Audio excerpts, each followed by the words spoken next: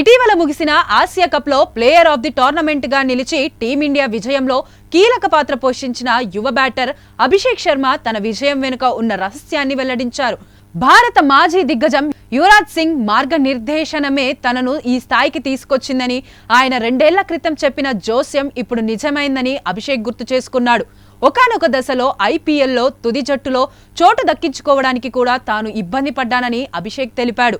నా వయసు వాడైన శుభ్మన్ గిల్ అప్పటికే భారత్ తరఫున ఆడుతున్నాడు, తాను మాత్రం వెనుకబడిపోయాననే భావనలో ఉండేవాడినని, సరిగ్గా ఆ సమయంలోనే లాక్డౌన్లో యువరాజ్ పాజీ దగ్గర శిక్షణ తీసుకున్నానని అభిషేక్ చెప్పాడు.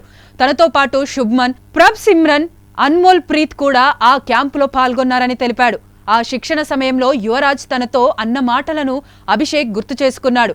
నిన్ను రాష్ట్రం కోసమో, ఐపీఎల్ కోసమో లేదా టీమిండియాలో చోటు సంపాదించడం కోసమో సిద్ధం చేయడం లేదు, భారత్కు మ్యాచ్లు గెలిపించే ఆటగాడిగా తీర్చిదిద్దుతున్నా.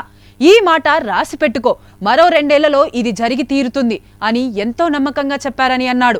ఆ మాటలే నా లక్ష్యాన్ని మార్చేశాయని అభిషేక్ గుర్తు చేసుకున్నాడు. తన ఆటను మెరుగుపరచడానికి యువరాజ్ ఎంతో శ్రమించారని అభిషేక్ తెలిపాడు.